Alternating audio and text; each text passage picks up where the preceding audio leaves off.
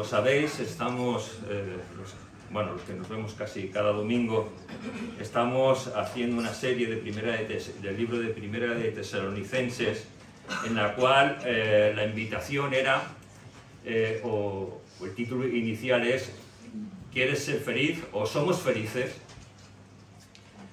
Y en ese ser feliz, yo creo que ¿quieres ser feliz? ¿Sí? ¿Los demás quieren ser infelices? Bueno, yo quiero ser feliz. Pero para ser feliz hay que ser un hijo de Dios verdaderamente. Y la verdad es que tal vez nos tendríamos que remontar a cuando en el universo, antes de que el hombre fuera creado, había perfecta armonía, había paz. Hasta que en un momento dado, un arcángel, un ángel, el más bello de la creación, quiso llegar a ser igual que Dios y se rebeló contra Dios. Y en su caída, en la caída de este ángel, pues destruyó lo que Dios había creado. Porque si empezamos en el libro de Génesis y empezamos con el primer versículo, vemos que dice: en el principio creó Dios los cielos y la tierra. Y vemos que hay una especie de paréntesis en el cual dice: y la tierra estaba desordenada y vacía. Y en Edén se volvió con la misma práctica. Nuestro enemigo quiso, y lo logró, que el hombre y la mujer desobedecieran a Dios. Y a partir de ahí, la infelicidad, por decirlo así, y el pecado entró en todos nosotros. Pero vuelvo a decir que para ser verdaderamente felices, necesitamos a Jesús en nuestra vida. Amén. Necesitamos tenerle a Él e intentar ser como Él cada día más y más. Para aquellos que no sabéis en qué cita nos estamos basando, nos vamos al libro de Primera de Tesalonicenses, en el capítulo 5. Y empezamos en el versículo 16 hasta el 24, que dice: estad siempre gozosos o alegres, orad sin cesar, dad gracias en todo, porque esta es la voluntad de Dios para con vosotros en Cristo Jesús. No apaguéis el espíritu, no menospreciéis las profecías, examinadlo todo, retened lo bueno. Absteneos de toda especie de mal, y el mismo Dios de paz os santifique por completo, y todo vuestro ser, espíritu, alma y cuerpo sea guardado irreprensible para la venida de nuestro Señor Jesucristo. Fiel es el que os llama, el cual también lo hará. Amén. Porque si fuera por nosotros, no podemos hacer nada, pero fiel es Jesucristo, el que nos ha llamado. Gloria a Dios. Y empezamos a hablar hablamos de la felicidad, hablamos de orar sin cesar, y estuvimos hablando, que prácticamente nos quedamos en la introducción, avanzamos un poquito más, en de dar gracias en todo, porque esta es la voluntad de Dios para con vosotros en Cristo Jesús. Y a partir de aquí, no voy a repetir ni dar una introducción, lo tenéis colgado en la web de la iglesia, esta primera parte de dar gracias a Dios en todo. Pero de este versículo aprendemos tres enseñanzas. La primera enseñanza acerca de la gratitud es que debe ser nuestro estilo de vida. El Espíritu Santo, por boca de Pablo, no nos está dando un consejo. Y si tú miras el verbo como está en imperativo, o sea, nos está queriendo decir que no es un consejo, es una obligación, es algo que tenemos que hacer.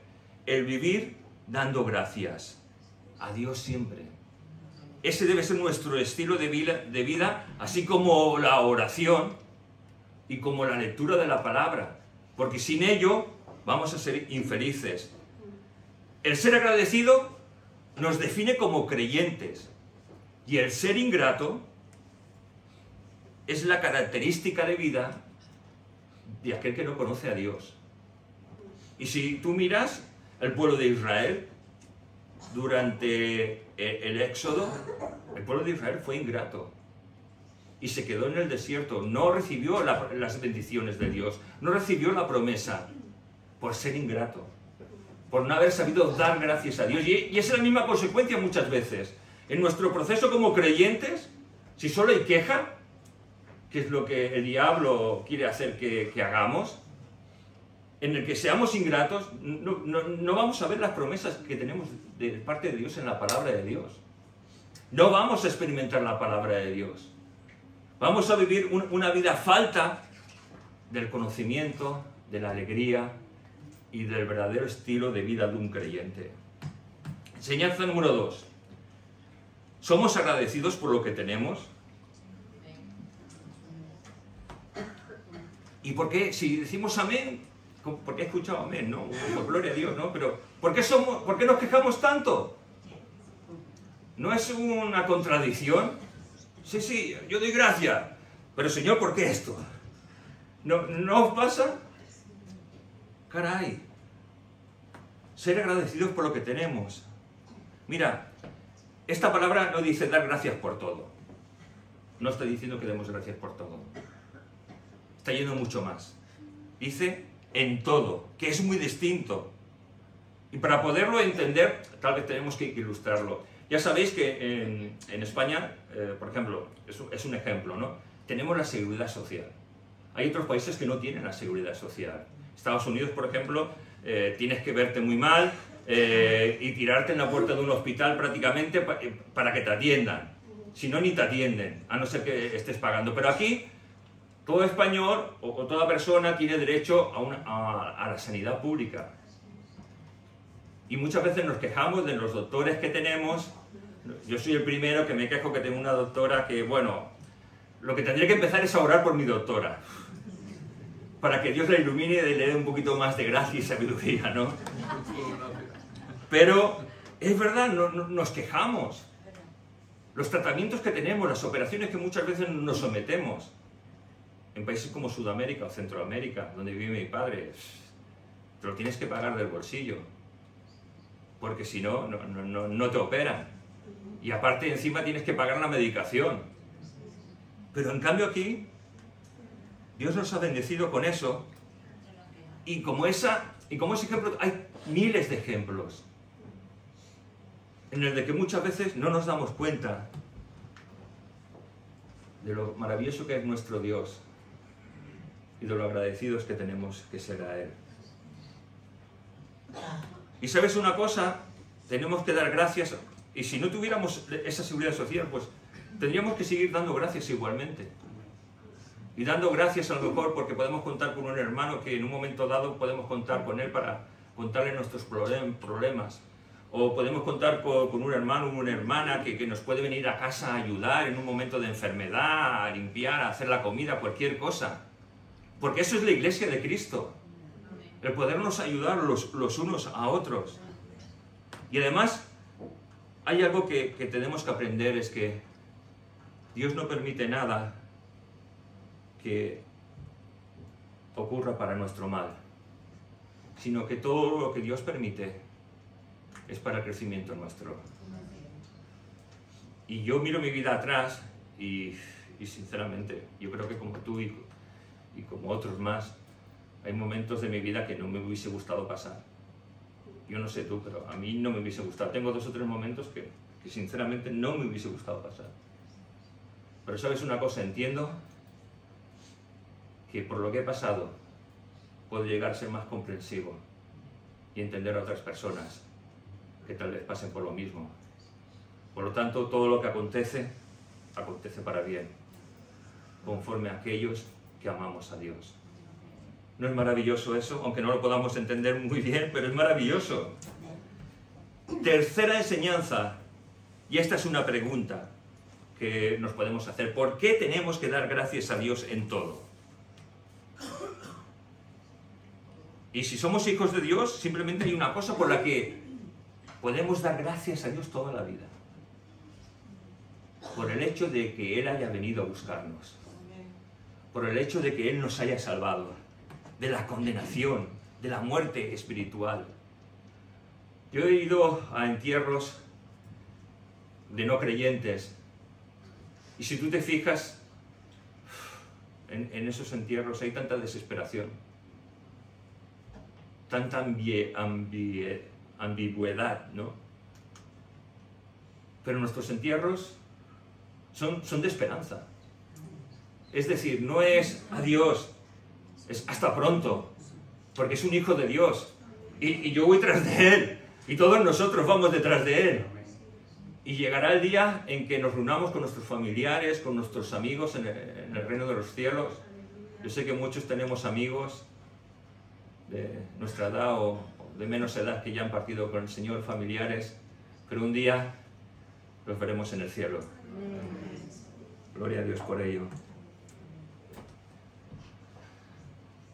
Nos dice la palabra que hemos leído, que es la voluntad de Dios, que demos gracias en Cristo Jesús. Y en Romanos nos dice, Romanos 12:2, no os conforméis a este siglo, sino transformaos por medio de la renovación de vuestro entendimiento, para que comprobéis cuál sea la buena voluntad de Dios, agradable y perfecta. ¿Y cómo es la voluntad de Dios? Lo acabo de leer. Buena, agradable y perfecta. O sea, Dios no quiere mal para nosotros, Dios quiere bien, bien, bien, siempre bien. Y aun cuando pasamos por momentos malos es para nuestro bien. Caray, qué bueno, ¿no? Pero fíjate lo que empieza diciendo, no os conforméis a este siglo. ¿Qué significa esto? El siglo es el tiempo que nos ha tocado vivir. En el cual es el tiempo que nos ha tocado vivir nos va a decir cómo tener que vivir, de qué manera vivir y qué hacer. Pero yo no estoy sometido a la ley de mi tiempo, yo estoy sometido a la ley de Dios, que se revela contra todo tiempo, en cualquier momento. Tú y yo vivimos para cumplir lo que en la palabra de Dios hemos encontrado. Y el mundo intenta educar a nuestros hijos e intenta educarnos a nosotros también. Y a veces de ver tanta maldad, tanto pecado, nos hacemos insensibles. De lo que nos escandalizábamos de lo que yo me escandalizaba hace, pongamos, 25 años atrás, ahora lo veo normal. Pero no tendría que ser así en mi vida. Tenía que seguir escandalizándome. Y cuando lo que yo hace 25 años atrás lo veo como algo normal, es que me han bombardeado tanto el mundo, me han bombardeado tanto la televisión, la política, que ha ensuciado mi alma. ¿Y sabes una cosa? Que mi alma tiene que estar llena de Dios. Tengo que vaciar muchas veces lo que tengo dentro de mí para llenarlo de Dios. No os conforméis a este siglo, renovar la mente, renovar, nos está diciendo el Espíritu Santo, renovar vuestra mente. ¿Cómo la renovamos? Palabra de Dios, palabra de Dios, palabra de Dios. Buscar a Dios, buscar. Y como hemos dicho, ¿cómo es la voluntad de Dios? Es buena, es agradable y perfecta. Al principio de esta predicación hablaba de que he sacado algunas pinceladas de un pastor de República Dominicana llamado Miguel Núñez. Y si cogéis en YouTube y escuchéis su predicación, una pasada de predicación. Y él contaba que él es médico, ¿no? Y aún en la neurociencia se hizo un estudio médico acerca de la corteza prefrontal. La corteza prefrontal es esto que tenemos aquí nosotros, ¿vale? Para que lo podamos entender. Y es donde nuestra conducta se ejecuta en lo social, lo que nos motiva y los que no hace. También forma parte del proceso sensitivo-motor, o sea que me muevo porque mi corteza prefrontal me dice que me puedo mover. Y es donde también adquirimos el conocimiento que vamos guardando año tras año. Y eso hace que nuestra manera de comportarnos sea una u otra. Y este estudio demuestra que cuando somos agradecidos, nuestro cerebro se transforma, produce cambios, aporta beneficios a todo mi cuerpo. Se añade serotonina, se añade endorfina, se añade dopamina y oxitocina, lo que se llama las hormonas de la felicidad. Nos lleva a hablar menos de las cosas negativas, a recordar menos las cosas que nos han dañado nuestra vida a lo largo de toda nuestra vida. Las personas sienten menos dolor emocional, menos estrés, menos insomnio, experimentan reacciones más sanas, su sistema inmunológico es más fuerte, y acaba diciendo este estudio médico que la gratitud puede mejorar la actitud tanto mental como física de una persona. Esto es un estudio médico de neurología que habla a nivel biológico. Ahora, si hablamos a nivel espiritual, ¡guau!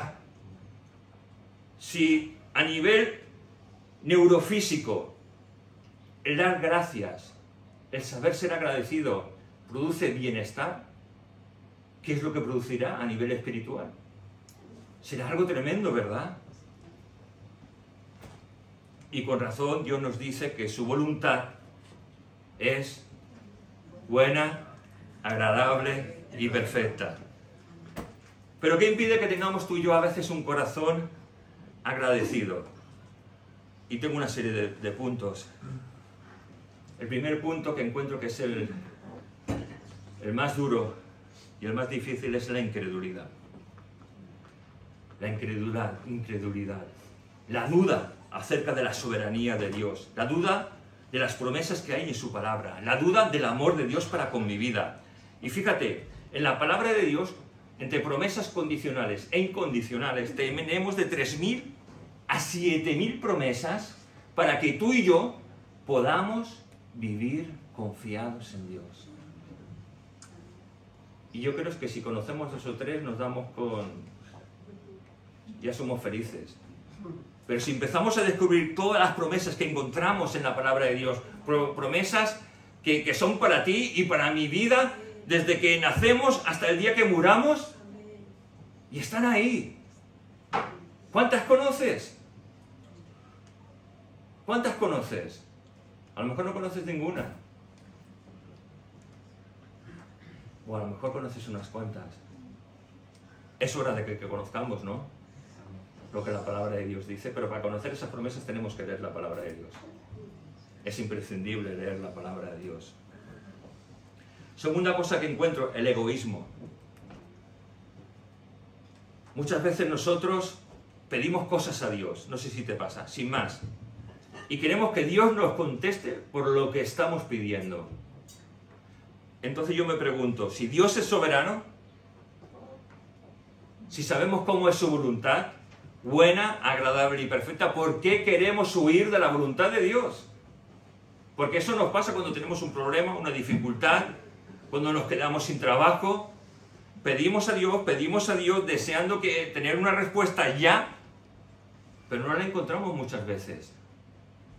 Pero tenemos que saber que lo que nos pasa es bueno, es agradable, aunque a mí sea desagradable, y es perfecto. La verdad es que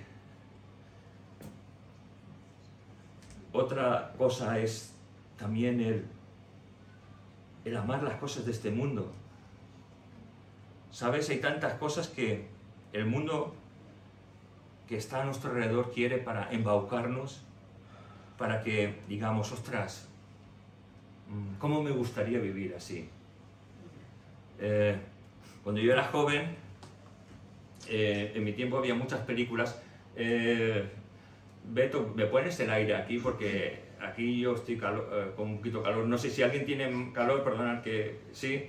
Pues mira, ponemos estos dos. Y la verdad es que cuando yo era joven había muchas películas que nos hablaban, películas americanas, de la ideología americana, del pensamiento americano, de hacer la fortuna, de tener el primer millón antes de los 25 años, del estilo de vida americano. Y la verdad es que esas películas que tú veías te influían tanto que tú decías, si eso lo tienen los americanos, yo también lo quiero. No sé si en otros países del mundo pasaba igual.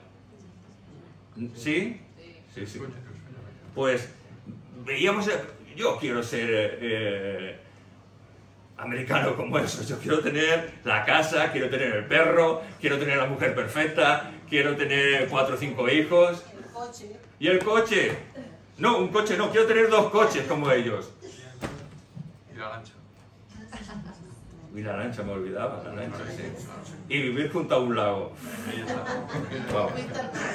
El sueño americano, el sueño americano. Porque el sueño español es trabajar y trabajar y trabajar. Pero bueno, la verdad es que todo eso nos invita a amar al mundo y sus cosas. Y lo que tenemos que aprender es amar a Dios y lo que Dios quiere. ¿Y cómo amamos a Dios? Conociendo lo que dice su palabra, para ser verdaderamente felices. Porque no es más feliz el que más tiene, sino que el que sabe vivir con menos. Y a veces, os lo digo por experiencia personal, nos embarcamos en una espiral de buenos trabajos, de tener un buen trabajo o una buena economía, y tu nivel de vida, que era normalito, empieza a subir, empieza a subir, empieza a subir, pero después a lo mejor hay un revés. Y pasa todo lo contrario, bajas, bajas, bajas, bajas, bajas, bajas. Y subir es muy agradable, pero bajar ya no es tan agradable. Pero a veces lo hace Dios para que sepamos que su voluntad es buena, es agradable y es perfecta. Gloria a Dios. Primera de Juan, capítulo 2, versículos de 15 al 17. No améis al mundo, ni las cosas que están en el mundo. Si alguno ama al mundo, el amor del Padre no está en él. Porque todo lo que hay en el mundo, los deseos de la carne, los deseos de los ojos y la vanagloria de esta vida, no provienen del Padre, sino del mundo. Y el mundo pasa, y sus deseos, pero el que hace la voluntad de Dios permanece para siempre. Amén. Y a mí me gusta el mundo. ¿O no te gusta el mundo en que nos ha tocado vivir? Claro que sí, hay cosas tan hermosas como la naturaleza mismo que Dios ha creado. Pero el amar al mundo hasta cierta manera. Porque mi amor tiene que estar a Dios, por encima de todas las cosas. Me pueden gustar, no amar. Tal vez la palabra correcta sería nos gustan las cosas que hay en el mundo. Nos gusta comer una buena hamburguesa, nos gusta tomar un buen vino, nos gusta salir a pasear y estar en la playa o en la montaña o ver la nieve. ¿A quién no le gusta todo esto? Pero nos tiene que gustar más el hacer la voluntad de Dios. Porque ese nos dice la Biblia, nos dice la palabra que acabamos de leer, que ese permanecerá para siempre. Porque ayer yo tenía 20 años, yo hoy ya tengo un poquito más, pero bueno. Otra cosa que encuentro, la cuarta cosa que encuentro es el tener un espíritu crítico. El tener un espíritu... ¿Hay alguien que tenga un espíritu crítico aquí? Gloria a Dios, no hay nadie. ¿Sí? Oh, mira, Ramón, me alegro de que seas honrado y lo digas. Dios mío. Y la verdad es que aquel que tiene un espíritu crítico, muchas veces nos enfocamos solo en las cosas negativas. ¿Y por qué me pasa esto? ¿Y por qué pasa lo otro? Muchas veces el que tiene el espíritu crítico no sabe reconocer la soberanía de Dios. Cuestionamos cuando alguien predica desde el púlpito, pero no lo cuestionamos para analizar y entresacar lo bueno para que Dios bendiga nuestras vidas. Muchas veces está aquí cualquier hermano predicando, me incluyo yo entre ellos, y yo no sé, pero yo no sé cómo se sienten ellos. A veces uno desde aquí piensa, mira, tal hermano te está haciendo un examen. Te está haciendo un examen, te está mirando como diciendo cómo te mueves, los chistes que dices, lo que no dices, si lo apoyas con versículos de la palabra, pero a mí no me importa. Lo que me importa es que sea el Espíritu Santo el que hable, que de todo lo que yo te voy a decir a lo mejor vas a sacar un 10% para tu vida, y si sacas un 5%, pues gloria a Dios. Y si sacas un 100%, pues gloria a Dios. Pero mientras saquemos algo, gloria a Dios. Lo malo es que tú te vayas como diciendo, vaya rollo me ha soltado este hombre. Así no te puedes ir. Tienes que querer que el Espíritu Santo te hable, sea el que esté aquí. Quinto punto, el no ser paciente en las cosas de Dios. Hay muchos que son pacientes. ¿Podéis levantar las manos que sois pacientes? ¿Sí? ¿Y por qué cuando estáis conduciendo y un coche se os escucha tocáis el clausor? ¿O por qué cuando oramos al Señor, Señor, y quiero esto ya? O decimos, en el nombre de Jesús, que esto se cumpla. Como si decir esto fuera magia. Magia potagia, ¿no? La verdad es que, hermanos, cuando pedimos algo a Dios, tenemos que saber que Dios no va a nuestro tiempo. Que Dios no anda en el momento ni actúa en el momento que nosotros queremos. Él tiene su tiempo. Si nos diera las cosas ya, pues a lo mejor no la podríamos digerir. Es como si yo a mi nieto Ezequiel, a mí me gustan los entrecots, hermano, que os voy a decir. Le doy un entrecot. Pues el niño, vamos, se lo va a mirar y decir, me lo como como sea. Pero a lo mejor no lo va a poder dirigir bien. Y a veces hay cosas que no podemos dirigir bien hasta que no sea el tiempo de Dios. Hasta que Dios nos hable. Mira, había un hombre en la palabra de Dios en el Nuevo Testamento que quería hacer lo correcto, que amaba a Dios con todo su corazón y que quería hacer la voluntad de Dios y que el hombre hiciera la voluntad de Dios a toda costa. Este hombre se llamaba Pablo y yo creo que todos sabemos la historia de Pablo. Pero fíjate, en Hechos 26:14 dice: y habiendo caído todos nosotros en tierra, oí una voz que me hablaba y decía en lengua hebrea: Saulo, Saulo, ¿por qué me persigues? Dura cosa te es dar coces contra el aguijón. Y Pablo pensaba que estaba haciendo lo correcto. Pablo pensaba que tenía que ir a buscar a aquellos que eran blasfemos contra las cosas de Dios. Él iba a matarlos. Pero Jesús le salió al encuentro, como nos salió a nosotros a nuestro encuentro. Y cayó en tierra. Él y todos los que con él estaban. Por cierto, muchas veces se dice que iban en un caballo, ¿no? No lo dice la Biblia. Ni dice que iba en un asno ni en un burro. Podía ser que fuera andando, podía ser que fuera en caballo. No lo dice. Lo importante es que Dios sí que les salió al encuentro y que cayeron a tierra ante el Rey de Reyes y Señor de Señores. Eso es lo que importa. Igual que nosotros, cuando llegó el día de nuestra conversión. Fijaos, sexto punto. La frialdad en nuestra manera de vivir o de ver las cosas. Eso también nos aparta de Dios y nos hace ser ingratos. Muchas veces tú y yo nos sentimos sin fuerzas, ¿verdad? En nuestro caminar como creyentes. ¿Sí? Amén. Menos mal que hay gente sincera en esta mañana. Nos sentimos sin fuerzas y eso puede ser motivado por muchas razones. Estrés,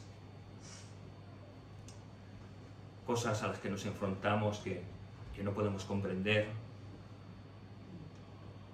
cosas que pasan en nuestra familia, pérdida de un ser querido, cualquier cosa, muchas veces hace que cuestionemos a Dios, que cuestionemos la palabra de Dios. Y cuando yo empiezo a cuestionar a Dios, la frialdad muchas veces viene a mi vida. Y cuando yo me enfrío, no sé si a ti te pasa, dejo de orar, no tengo ganas de ir a la iglesia, leer la palabra de Dios es una tarea increíblemente difícil, pero la vida de un creyente no es de color de rosas. La vida de un creyente es saber que por todo lo que pasamos en nuestros momentos de frialdad, es que cuando más necesitamos de Dios. Es cuando más necesitamos venir a la iglesia. Es cuando más necesitamos hablar con Dios, aunque muchas veces cuando hablemos con Dios, yo estoy seguro que te ha pasado que hablas con Dios y piensas, bueno, creo que estoy hablando a nadie. Pero eso es una cosa, Dios siempre nos escucha. Dios siempre nos escucha. Aunque pensemos que no, Dios siempre nos escucha. Y cuando leamos la palabra de Dios sin ganas, siempre se nos va a quedar algo, que en su momento saldrá para bendecir nuestras vidas. Mira, debemos examinar nuestro andar para que la gloria de Dios sea una realidad en cada uno de nosotros. Otra cosa absurda que encuentro que muchas veces cuando llega la frialdad es que nos enfadamos con Dios, como si pudiéramos enfadarnos con nuestro Creador. Es como si nosotros pudiéramos hablar con las hormiguitas y las hormiguitas pudiéramos tener esa capacidad de hablar con ellas y que nos dijeran, pero es que tú eres muy grande y estoy harto de ti y no sé qué. ¿Qué haríamos? Y empieza a hablar una hormiguita y decirme esto y hago así. ¿Se acabó, hormiguita? ¿Es que Dios puede hacerlo? ¿O no puede hacerlo? Pero Dios es paciente y Dios es amor. Caray. Dios es amor aún en nuestras rebeliones. Y lo que hizo Satanás rebelándose contra Dios por su frialdad, por querer ser igual a Dios y enojarse y apartarse de Dios, tantas veces absurdamente tú y yo lo hacemos. El apartarnos. Creemos que la gratitud es una emoción. Yo creo que muchos de vosotros creéis que la gratitud es una emoción, pero aunque en cierta manera sí es una emoción, porque nuestras emociones están a flor de piel muchas veces, lloramos, reímos y no sabemos ni lo que hacemos muchas veces, pero sabes, también es una actitud. La gratitud es una actitud que tiene que marcar nuestra vida. Y también es una disposición mental.